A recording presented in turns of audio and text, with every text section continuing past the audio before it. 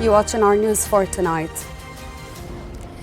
His Majesty the King and the UAE President hold talks and witness the signing of 2 agreements.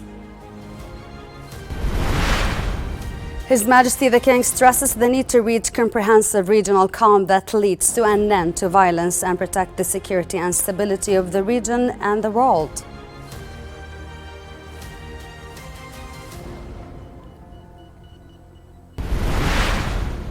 And under royal directives, a 5th Royal Air Force aid aircraft departs for Lebanon to help the country overcome the current tough conditions. Good evening, I'm Samah Talal. His Majesty King Abdullah and United Arab Emirates President Sheikh Mohammed bin Zayed Al Nahyan held talks at Basman Palace. The King and the UAE President witnessed the signing of the Comprehensive Economic Partnership Agreement and the Agreement on Cooperation and Mutual Administrative Assistance in Customs Affairs between the governments of the 2 countries.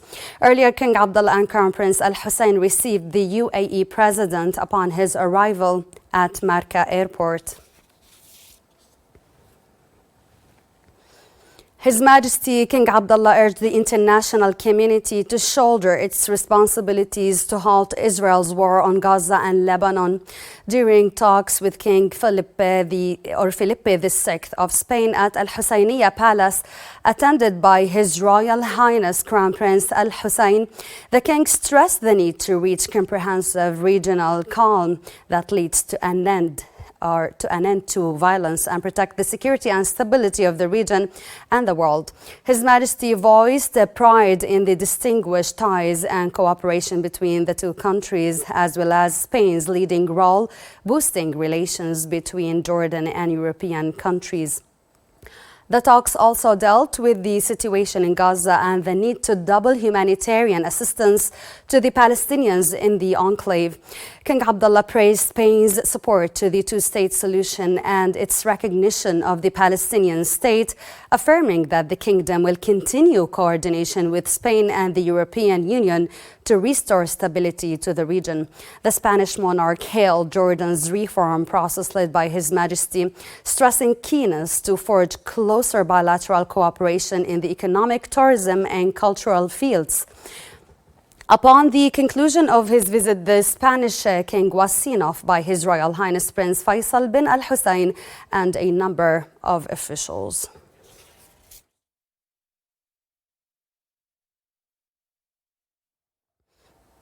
Foreign Minister Ayman Al-Safadi discussed with his French counterpart Jean-Noël Barrot the latest developments in the region and efforts being made to reach an immediate ceasefire in Gaza.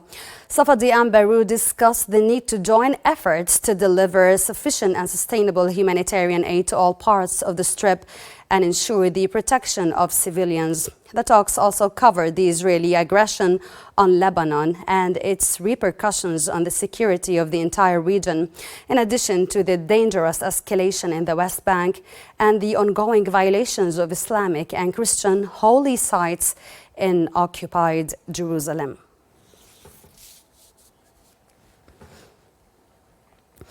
Under royal directives, a 5th Jordanian Air Force C-130 aircraft departed for Lebanon, carrying essential humanitarian aid amid the ongoing crisis in the country. The aid package, organized by the Jordanian Armed Forces in coordination with the Jordan Hashemite Charity Organization, includes food supplies, relief items, medical aid, and essential health equipment. This latest relief effort aims to bolster Lebanon's healthcare sector, which is grappling with significant shortages of critical supplies. The aid delivery is part of Jordan's ongoing commitment to assist its neighboring countries in times of crisis and reflects the kingdom's dedication to humanitarian support in both regional and international contexts. Israeli air attacks battered Beirut's southern suburbs overnight and early today, the most intense bombardment of the Lebanese capital since Israel sharply escalated its campaign against Hezbollah last month. Israel said its air force had conducted a series of targeted strikes on a number of weapons storage facilities and infrastructure sites belonging to Hezbollah in the area of Beirut. Meanwhile, the Lebanese Health Ministry said Israeli strikes yesterday on towns and villages of southern Lebanon and other parts of the country killed 23 people and wounded 93 others.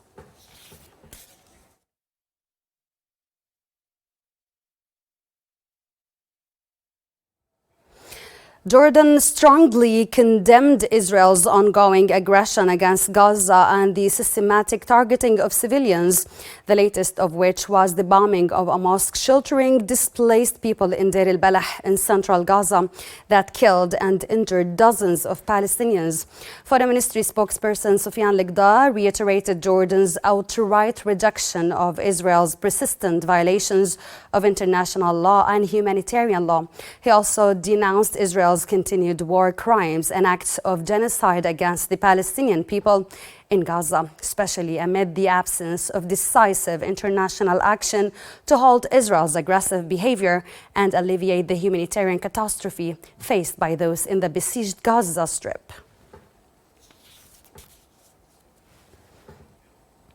In the Gaza Strip, medical sources said Israeli attacks across the enclave have killed at least 45 people and wounded 256 others in the past 24 hours.